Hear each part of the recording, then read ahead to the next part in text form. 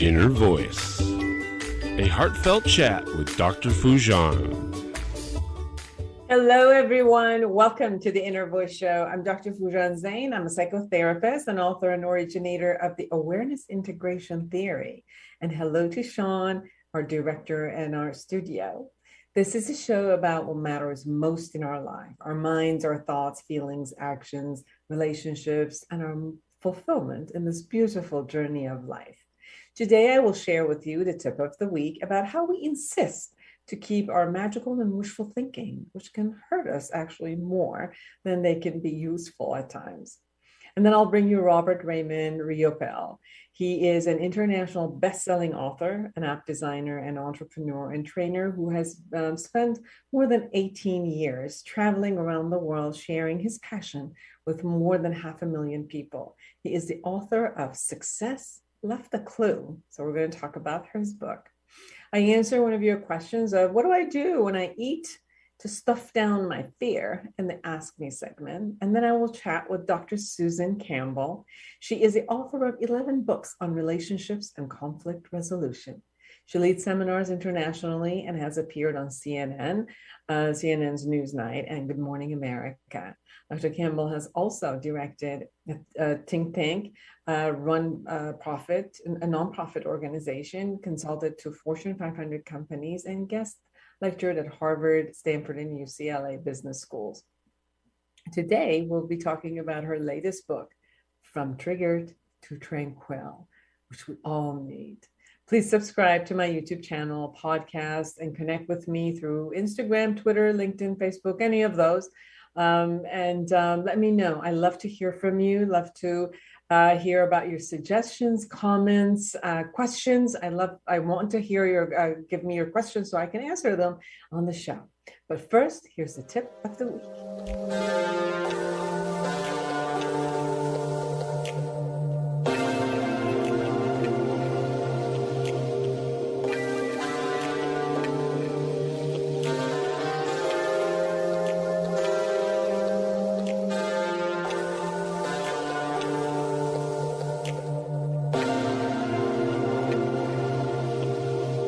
Here's the tip of the week. We have explored many of the negative beliefs that impact our lives before. Today, I like to explore beliefs that appear to be positive, yet since they don't prove realistic and they end up creating a negative impact. We all have experienced magical thinking in our childhood. Let me define it first. Magical thinking is the belief that one's own thoughts, wishes, or desires can influence the external world with no action on our part. Beliefs such as a 4-year-old believing that if they close their eyes and ask Santa for a wish, it will appear. We also have wishful thinking, which we tend to see the world the way we want it, regardless of the real evidence, such as I can eat whatever I want with no consequences, or my parents should have been another.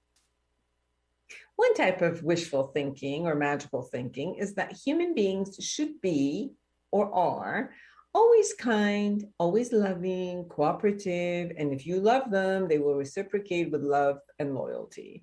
Or you could have completely the opposite too, right? Human beings are harsh, they're cruel, they're always out to get you. So any type of like solid, one-sided belief system.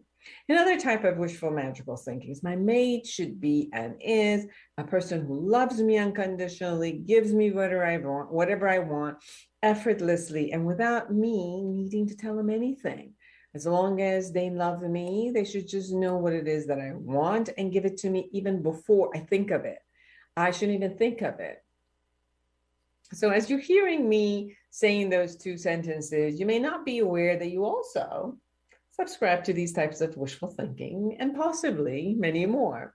How can you be sure? Well, let's see. Do you get shocked, upset, feel betrayed, hurt when other human beings are unkind, lie, cheat, and undermine you? Do you get hurt and angry when your mate does not know what you want? Do you take it personally? Well, it is usually when the hurt is examined that you can become aware of an underlying magical belief or wishful thinking that is surfaced. When a dog barks or a lion growls or a tree falls, you may be alarmed, it may be an inconvenience, or you may want to protect yourself from it immediately. But have you noticed that when someone around you lies, cheats, or belittles you, the hurt is different and it becomes personal? It's not just that you have to take care of yourself or protect yourself. No. It becomes personal.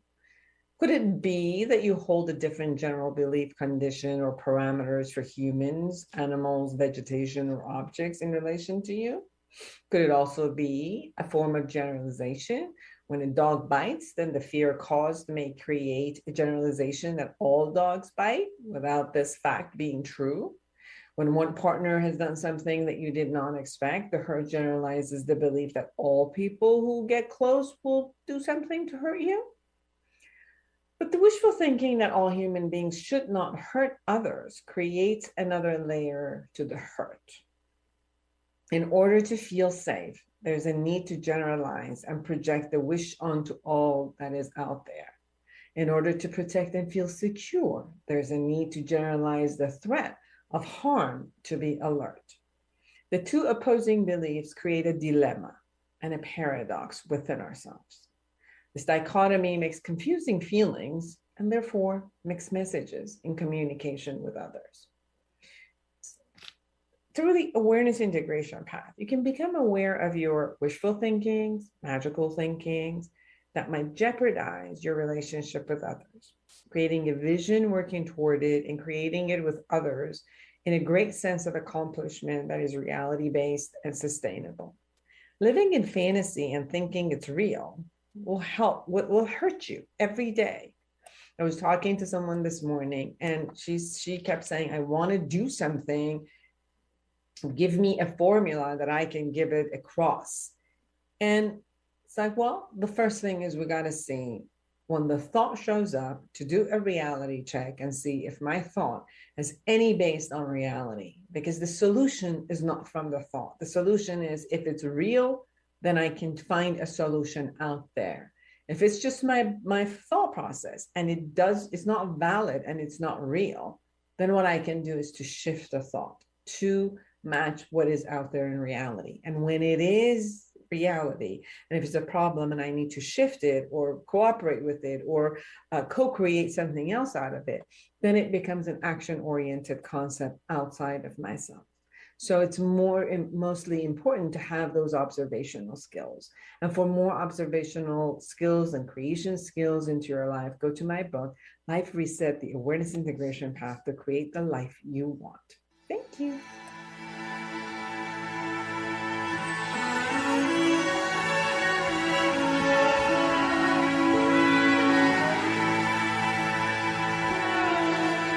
Well, welcome back, everyone. I'm Dr. Foojan Zeine, and I am excited to have Raymond Riopelle with us. He is an international best-selling author, app designer, entrepreneur, and trainer who has spent the past 18 years traveling around the world sharing his passion.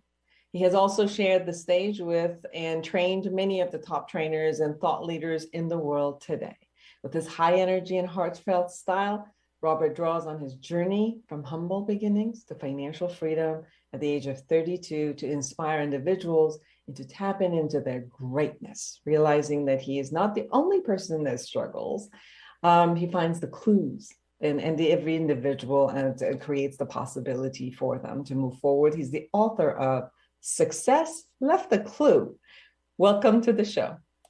Oh, thank you. So happy to be here. I've been looking forward to this interview and ready to have a little bit of fun, just a little bit. Awesome.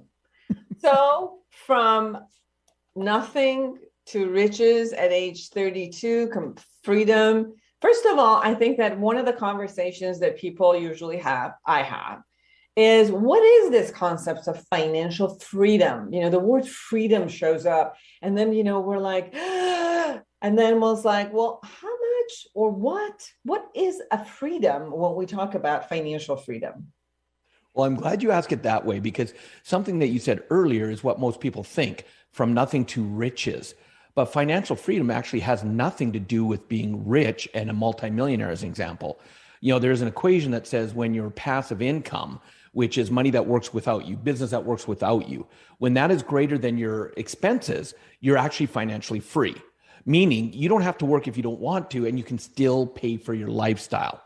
So when my wife and I were able to go from being over $150,000 in personal debt, we had a lot of expenses and we didn't know what passive income was. So there's no way we would work the rest of our life.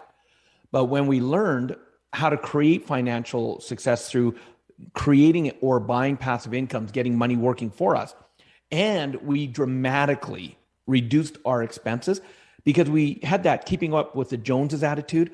We thought we're successful. We're Domino's Pizza franchisees. We live in a resort community. We have to have a boat. We have to have 2 cars. We had all these expenses that we couldn't afford, but to have the appearance, we were trying to keep up. So lots of debt, no passive income. And what changed that allowed us to create financial freedom is we dramatically reduced our debt. What did we not need? It was a difference between what we wanted versus what we needed. Because we all want great things. But we asked ourselves, what did we not need right now that could reduce those expenses? And we took a hard look. And at the same time, we created some passive incomes. And so within 9 months, the 2 of those surpassed. Now, we weren't wealthy, Dr. Foojan, we weren't, but we were financially free. And what that gave us, though, was now we went from having to work 60, 70 hours a week in our stores just to earn a living. We freed up those 60, 70 hours a week where we didn't have to work anymore. And then that's when we started focusing on wealth. And so what I love to help people understand is don't think of going for wealth first when you're stressed out, trying to pay bills, not sure where your income is going to come from. Get financial freedom first. Once you've got the time freedom that it gives you, then focus on creating wealth and watch how much quicker that comes. And that's what happened for us. That's a beautiful way of putting it, and the simplest way that I've ever heard. I've been a therapist for 30 years. I've done my shows and entertainment shows and talked to authors and all of that with so many years, for almost 20 some years. This is the simplest way, easiest way that I've heard that notion being explained. So thank you for that. It's like step by step moving forward with that. And then in your book, you also talk after that step is then dare to dream, because when you have some time to dream, then implement it. Then you could dare to dream. So share about the steps that the clues that you put in your book about how to go through this step. Yeah, and a great friend of mine and the gentleman who did the foreword to my book, the amazing Les Brown. Baby boy Les Brown, you got to be hungry. At 77, he's still transforming lives. And what he says is it's not that we set our goals too high and we miss them. It's that we set them too low and we hit them. And that ends up keeping us playing a mediocre life. And so the first step in my book is not just to dream, but to dream big. Because when we were children, everything was a possibility. We had no limitations. We could be whoever we wanted. But then as we start to grow up, society teaches us to be realistic. You don't have the right education to do that. You can't be present because you didn't come from the right family. Whatever, all these dreams start getting squashed and we start dreaming bigger or smaller and smaller. So I want people to give themselves permission to start dreaming big again. And of course, a fear comes up. Yeah, but Robert, what if I don't attain my dreams? Chances are you won't attain a lot of them the way you think you will. But if you don't dream at all, you're held back.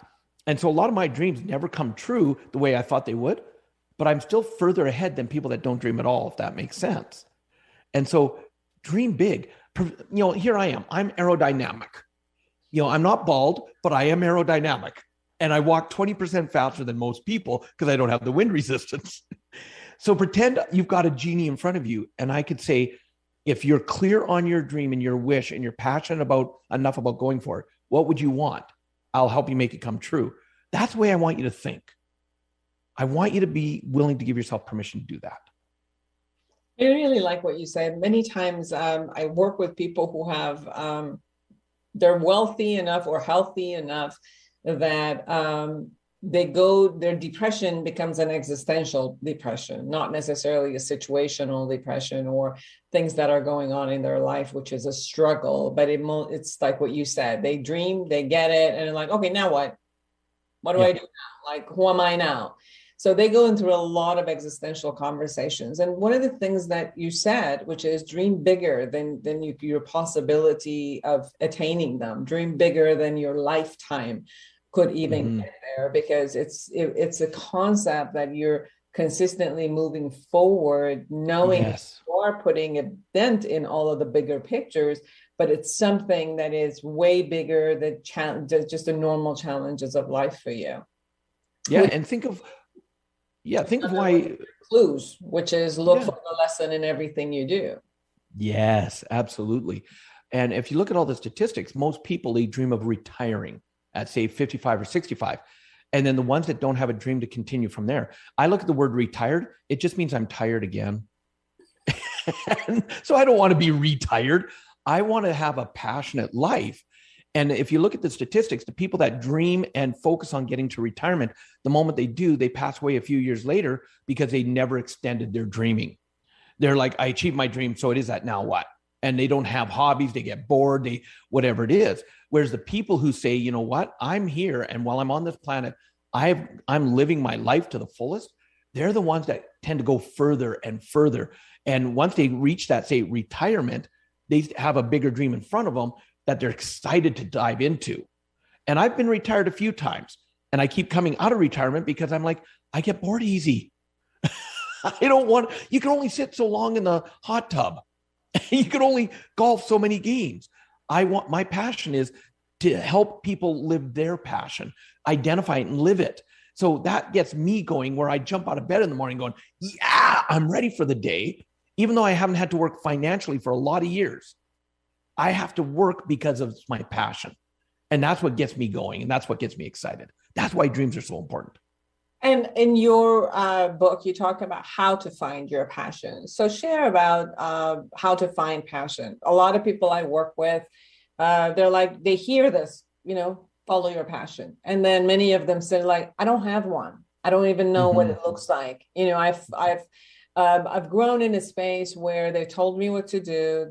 Go to school. You got to go 12 years to school. Then you got to go like 4 years to school again.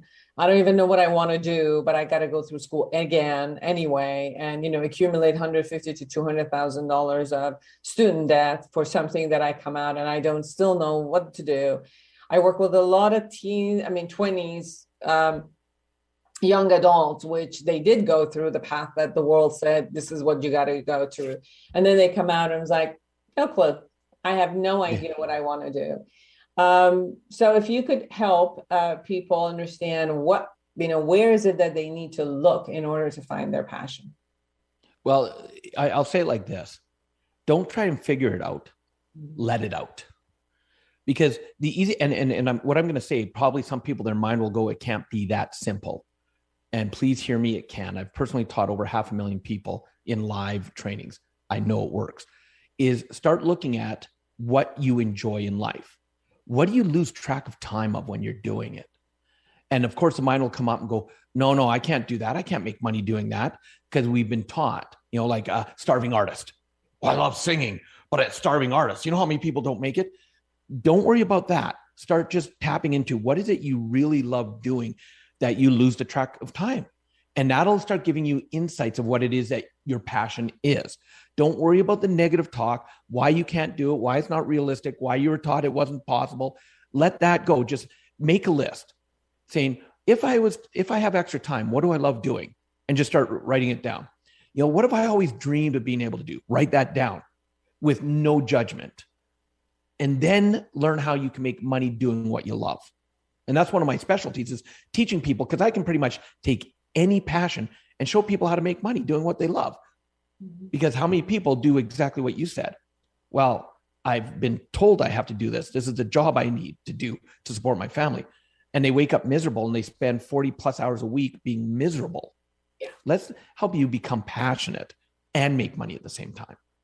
Yeah, that's exactly the route I took. I went to school and I changed, I think, 12 majors.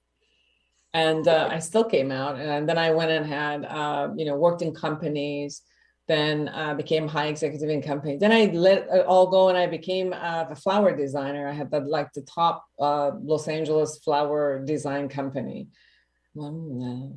So I started going into courses, like self-progress courses, and I'm like, that's the passion. Like I can like time this exist. And then I went back and I saw that throughout my life, I was the person like everybody came and sat and talked about their stuff and about their relationship. And I'm like, that was like my natural essence. And I never knew that was natural essence. And then it's like, okay, how do I turn this to a profession? And obviously therapist was already there. I just needed to go through it. So that's exactly how I got to find and live my passion. And truly until today, if you still told me, like, if you could, don't do anything else except what you wanted to do all day, I would still say, you know, I love to sit one-on-one with people and go, you know, kind of like chat about life. So yeah, that's truly like, it doesn't matter whether I get paid or not. I like getting paid, but it doesn't matter. Let's be clear about that. I love training and I would train for free, but I choose that I like to get paid for doing what I do. So in your book, you also talk about, as you find your greatness, as you find your passion and all of that, choose not to be your greatest obstacle because you can be. Yes.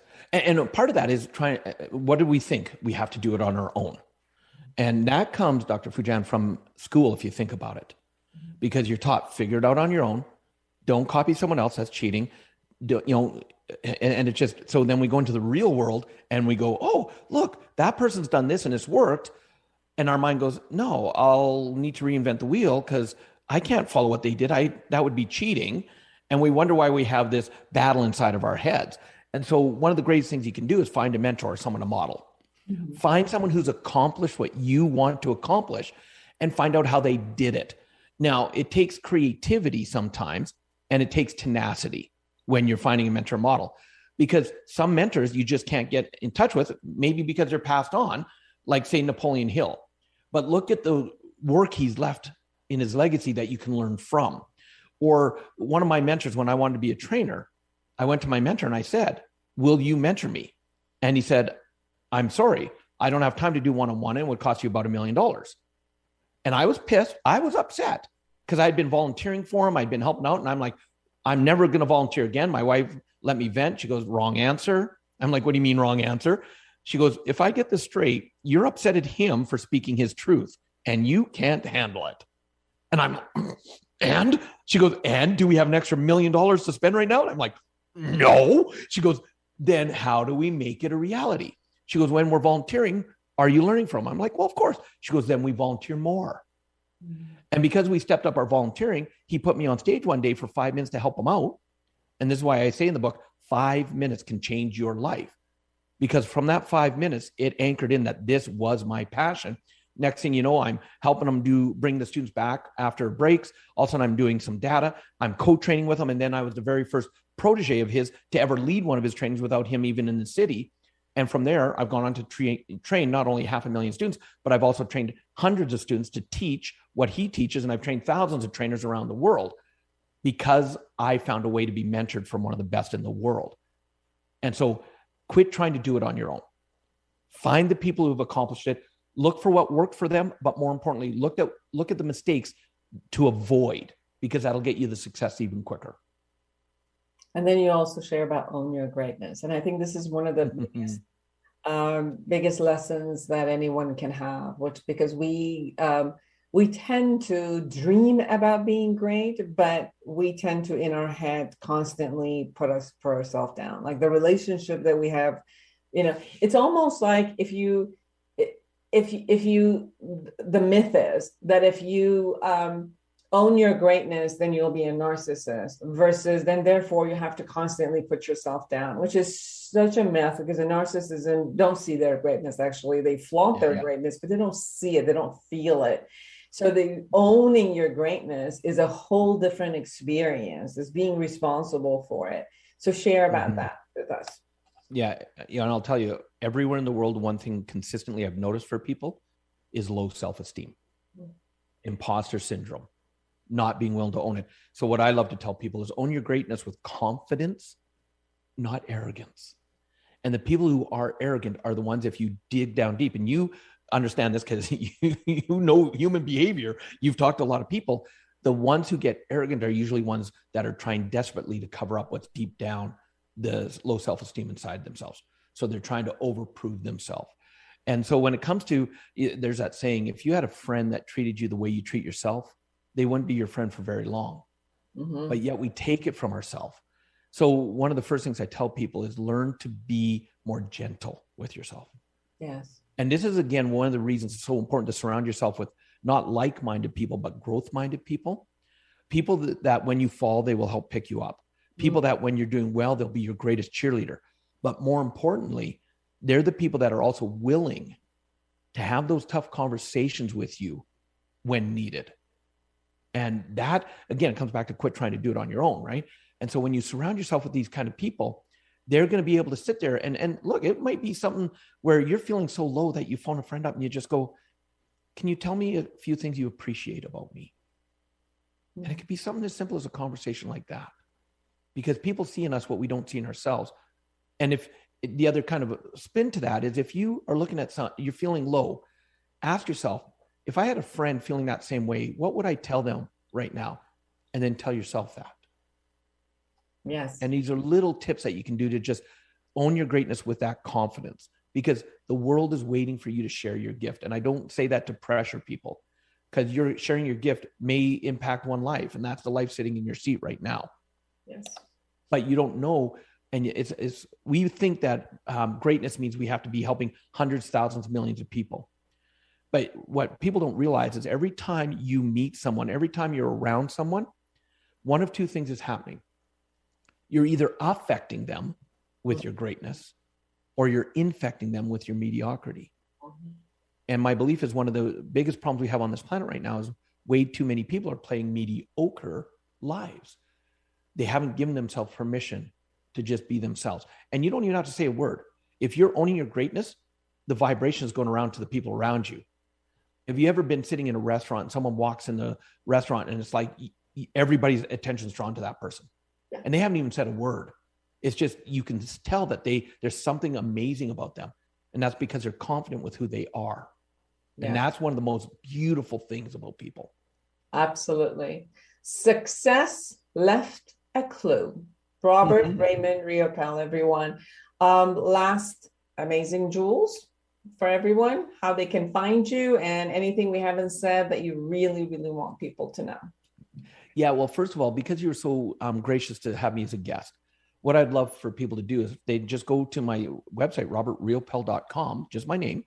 They'll actually be able to download the full digital version of the book as our gift to them for taking their time listening. And I will let them know, though, it does come with a caveat because I didn't write the book for you to read it, put it on the shelf and make it shelf help. That's not why I wrote the book.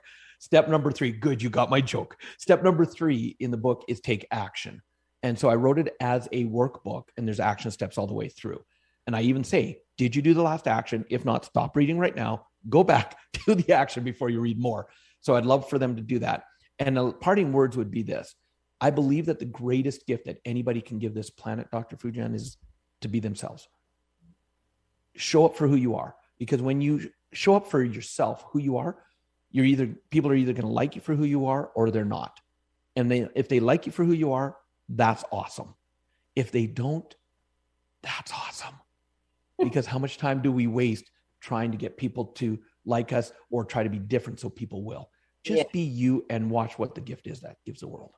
I heard from you. Don't stop proving your greatness, just own your greatness. And that's one of the things that I'm hearing from you. It was a joy to have you. I really enjoyed reading your book, having a conversation with you. And so everyone go to robertriopelle.com, get the book, Success Left the Clue, and work at it every single step of it. Thank you so much for being with us. Oh, my pleasure. Don't go anywhere. We'll be right back.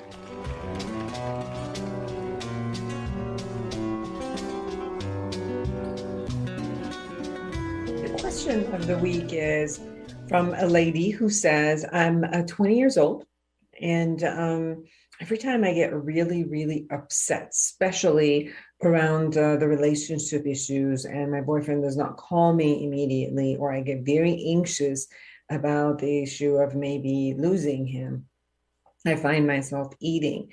And at one point, I suddenly open my eyes and everything in the refrigerator is gone, and I've gone through all the food. And it's done in such an automatic way that I don't even realize it. I realize I start, but I just don't realize when I finish. And I'm consumed with the thoughts. So it seems like it really triggers you when your boyfriend acts in a particular way, or that you assume that you're not going to be with him, that it brings up a lot of the issues. Sometimes we have issues that are from our parents and the way that we were raised.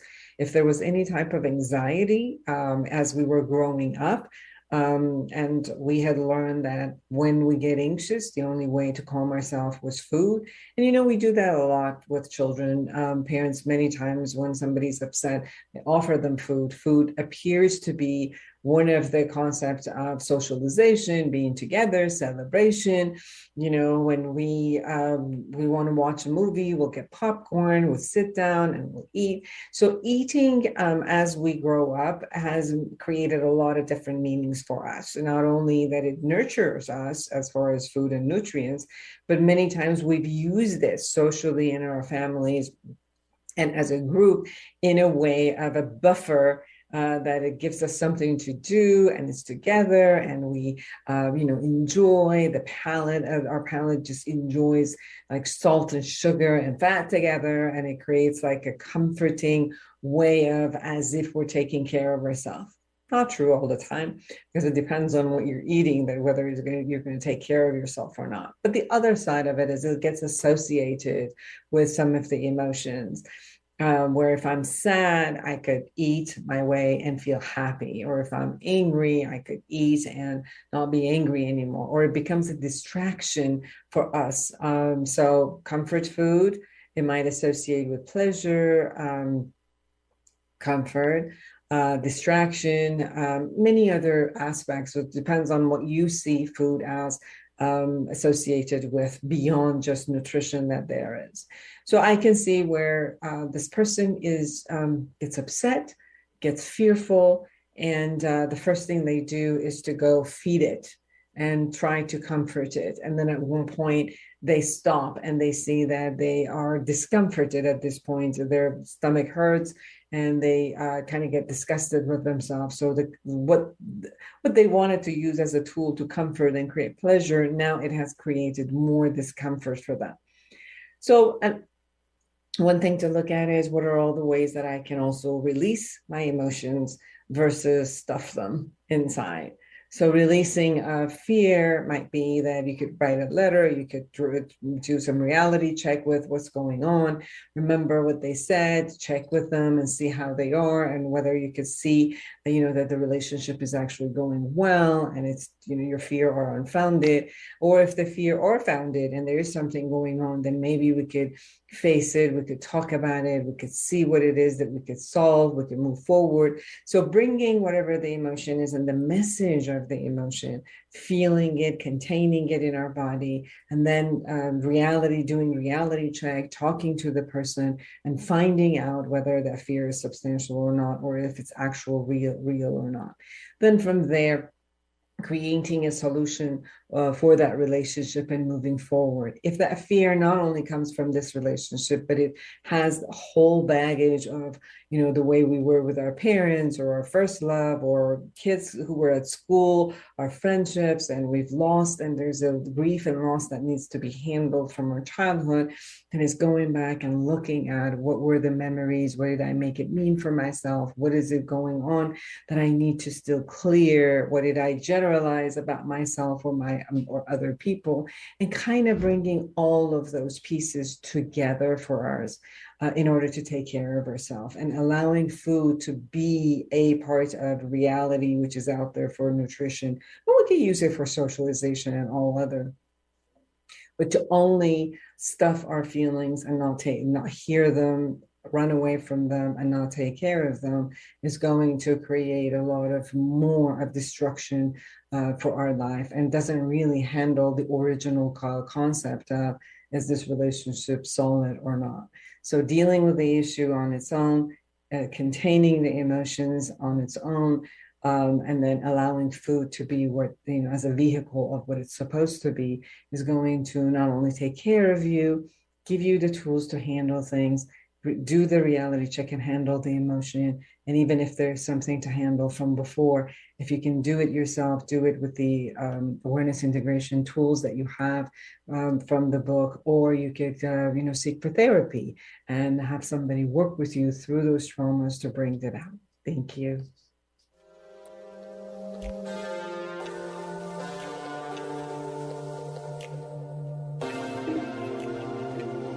Welcome back, everyone. I'm Dr. Foojan Zeine, and I am excited to have Dr. Susan Campbell with us. She is the author of 11 books on relationships and conflict resolution. She leads seminars internationally and has appeared on CNN, Newsnight, and Good Morning America. Dr. Campbell has also directed a think tank, run a nonprofit organization, consulted to Fortune 500 companies, and guest lectures at Harvard, Stanford, and UCLA business schools. She works with private clients through her relationship coaching practice and lives in Sonoma County, California. And you can find her at susancampbell.com. It is such a blessing and a joy to have you with us. Thank you, Foojan. And your latest book, From Triggered to Tranquil, is out, and we want to discuss it today. So let's define trigger first. I think that if we could first define trigger and tranquil, because I think every one of us have our own version of what those are. Great. So getting triggered means you have some kind of an automatic reaction to something that you either hear or don't hear when you wish you would, or something you think, or just something that's going on in your environment. So some upsetting stimulus creates something like a fight, flight, freeze, some version of fight, flight, freeze. So actually, the origin of these trigger reactions is a thing called the survival alarm system, which is in the amygdala area of the brain. So that's a kind of primitive part of the brain. And that's the part that gets triggered and says there's danger. So often in the primitive times, that was for physical survival, the reason you had to react quickly, because there might be a tiger jumping out of the bush. But now you hear a tone of voice, or you see a look on somebody's face that's perhaps an important person in your life, and you get one of those automatic reactions that comes from unfinished childhood emotional business, like not getting all your early emotional needs met.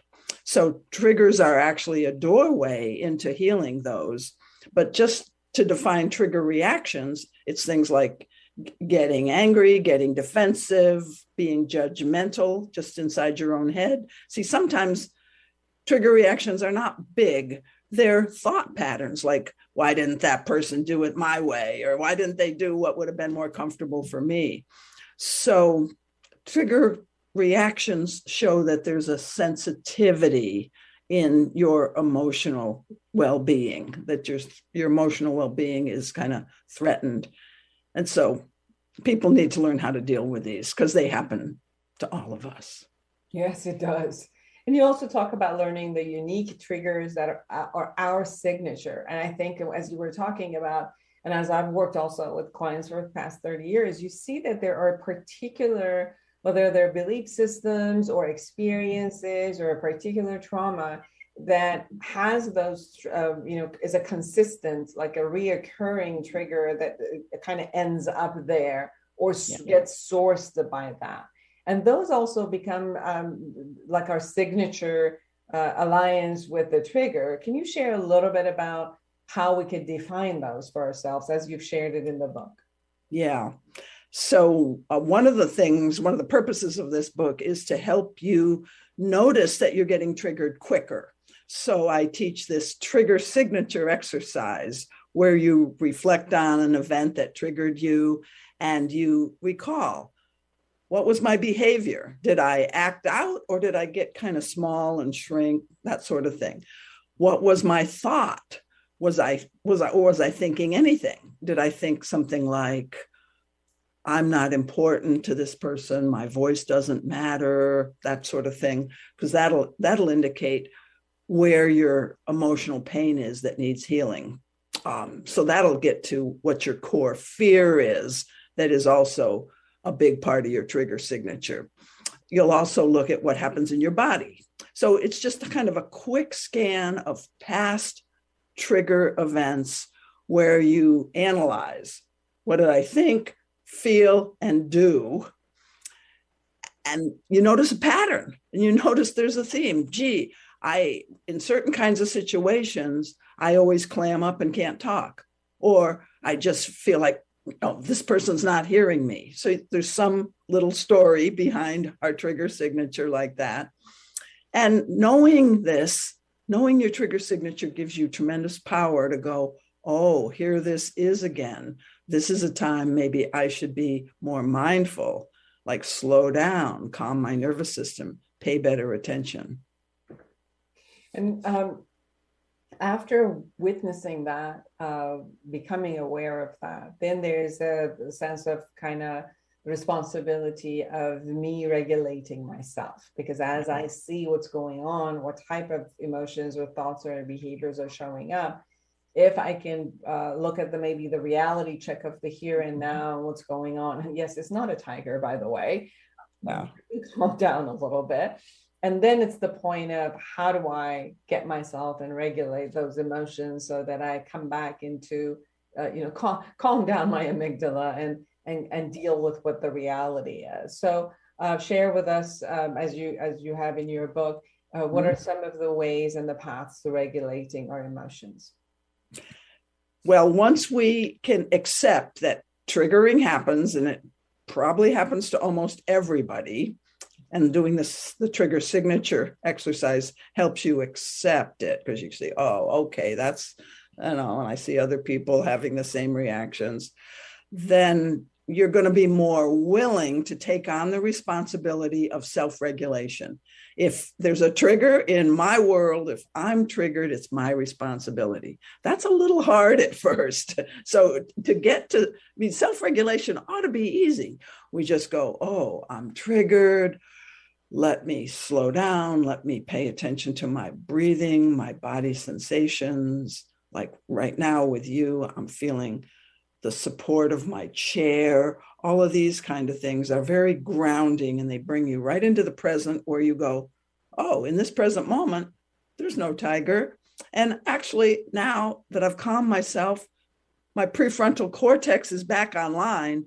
It was kind of deconditioned by the powerful chemicals that the amygdala throws out. But once you calm yourself down, your higher brain comes back online, and you can remember, oh, we've had this conversation or this fight many times, and it never goes anywhere until somebody slows down, takes a few breaths, and starts to repeat back what the other person said, or speak about my tender feelings instead of that accusing voice that I often have when I'm triggered. So we start to remember what worked last time once we get back into our prefrontal cortex. And you share about 5 steps in doing that. So one was admitting and accepting your insecurities, becoming aware of the triggers that you have and in what ways that you have that. And you also in the book talk about different types of relationships which particularly trigger us in a particular way. Like in an intimate relationship, I might have a particular trigger which would be different, maybe at work or maybe at, with children or other people. You talk about learning your unique trigger signature and then pausing to regulate yourself. And then there's 2 more, which is being with sensation and emotions, and then repairing and clearing the air. So let's go to the being with sensations and emotions. Okay, so let's say in an intimate relationship, because it's often a little different how you do things in an intimate relationship. I teach partners. And you could have this in a close work relationship too. You need to have sort of a pause agreement that you'll both take some time for yourself. And during that time for yourself, self-calming, self-regulating, you start to inquire. So the next step after accepting and knowing your trigger signature and pausing, the fourth of the 5 steps is inquiring into what was that about? What was that big reaction about? Or why did I freeze and couldn't speak? Or why did I feel like, explaining myself? Why do I always have to over-explain myself? So you start with any of those kind of questions or some feeling that was triggered, and you just breathe and make space for that. So learning how to be a good mother to yourself is the next step. And I have several practices that show you how to open up a compassionate space inside your own attention. So how to develop a little more of the witness, because healing really can't happen until you're able to not just be in your feelings, but witness your feelings so that you can help yourself along in this journey. So I teach that kind of self-inquiry. I call it compassionate self-inquiry, but the basic idea is taking that painful part of you that's kind of afraid and reassuring that there's nothing wrong with you. I'm here with you. I'll be with you. You're not alone. And it somehow eases people's fear of emotional pain, because it's the fear of emotional pain that really drives all this kind of stuff. So the idea really is to expand your capacity for holding a charge, for holding intensity, not to overwhelm yourself, but to just gradually expand your capacity to live life to the fullest. I think one of the things you said, it's really jewel, where I've watched people have the ability to handle emotions, but the fear of the emotion is much harder than feeling the emotion. So it's interesting. It's like the person is depressed and we're trying to work to go into experiencing the sadness, and they're standing on almost like the top of a well, and they're like afraid of going and experiencing the sadness that they've already lived through all day, all their lifetime. But it's almost that fear. And it's like they jump and they let go of the fear, then it's like the rest is actually easy because you've experienced it all day. It's not beyond what you've experienced. But what you said was very important, and that people hold this fear of not having the ability to versus the reality of the ability to. Yeah. And I want to say, though, Foojan, that you have to work with yourself kind of gradually. Like, let's say you're afraid of feeling sad, or you're afraid of feeling some other kind of pain. We dip into it little by little, and then we regulate ourselves and come out. And then we dip into it a little more. So this is a complete self-therapy toolkit, this book. Yes. And then you talk about repairing and clearing the air, which is the last of the 5 steps. Yes. And repairing and clearing the air is what you do once you've fully understood where that trigger sensitivity comes from. Like, and I give people a list of all the different fears that could possibly happen, to people, like fear of abandonment, fear of rejection, fear that my voice doesn't matter, fear of looking foolish. The humans have sort of the same general collection of maybe about 15, I call them the favorite fears. And helping you get some language for talking about your fears. When you do a repair, you go back and say, I'm sorry I walked out while you were talking, or I'm sorry I said that insulting thing. That I was triggered. And so you name, you take responsibility. I was triggered. That was probably my fear of being blamed coming up. And then you'll say, I'm sorry I said that. It depends on what the behavior was. There's optional ways to repair, or you can say you didn't deserve that, or you can leave that part out. You might even say that it reminded me of when my father used to, when you were talking to me, it reminded me of my father used to criticize me, and I just couldn't stand it. But I've let go of that now, and I'm not holding you responsible for my feelings. I think I just need some help feeling that I'm not being made wrong or not being blamed. And so you'll just kind of say what your vulnerability is. Like, I need some help with my fear that I'm the wrong one or the bad one. Mm-hmm. And one of the things about your book that is brilliant is saying that the triggers are all going to be there, and it's for all of us. It's not like if you're a trigger, there's something wrong with you. This is just something that happens to all of us. However, the beauty of it is also that we could utilize these as a learning tool, an awareness tool, something that we could see what are some of the things, whether there were traumas or, you know, there were situations that we turned them to be some other way. That life wants us to heal and become whole. And that's what you say in your book, where life is there. And if we're getting triggered by it, is because there's something in here that needs to be healed, that needs to become a whole, that is somehow separated for some reason. And it needs to be that. And it's just more like a doorbell. It's like rings and says, hello, handle it for me. Yeah. Getting triggered is actually a blessing, because it is like that doorbell, like, hello, there's some unfinished business here. And here are some tools for completing your unfinished business, like childhood emotional needs that weren't met. Here's a way to love yourself back into wholeness. Yes. When we're talking about getting triggered, I think that the most important factor is to look at it, as you have done in the book, to look at the main areas of life and see how we're constantly getting triggered in those areas, and attempt to see what maybe like the belief systems, or like you said, memories or things that have gotten those created. Because it seems like when we find ourselves into one path, it just, it's like a revolving door. If we don't attend to it, the same type of triggers keeps getting created. So if you're getting, you're having these triggers in one type of intimate relationship, you can leave this, but you go to the next one, same triggers are going to show up no matter who you're going to go be with.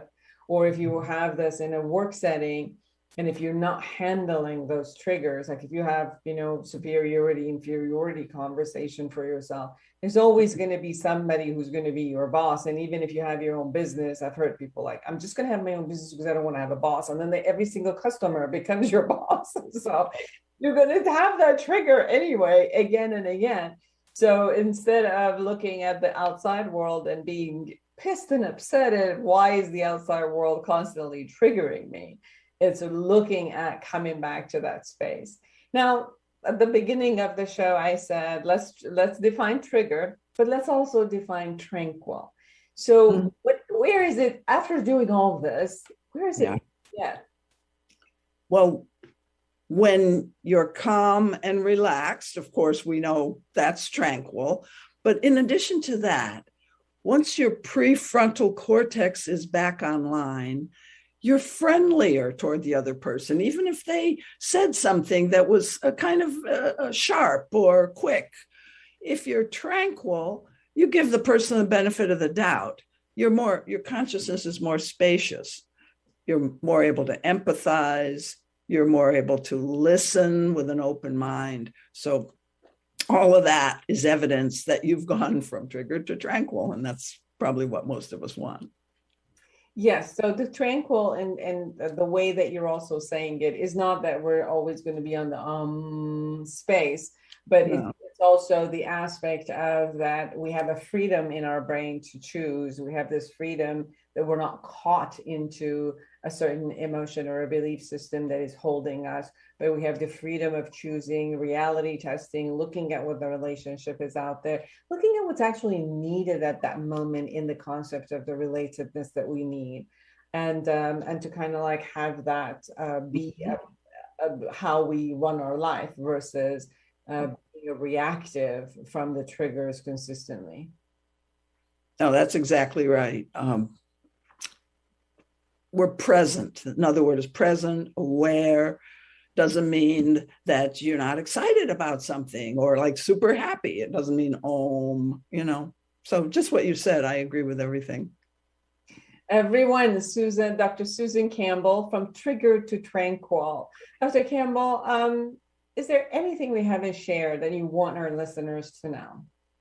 Well, I want people to know that the second half of the book, you and I just talked about the first half, the second half of the book deals with how to apply these tools as a parent with your children, coworkers, friends, in groups that you may either lead or be a member of. And then the final chapter is, what if I get triggered by the world situation?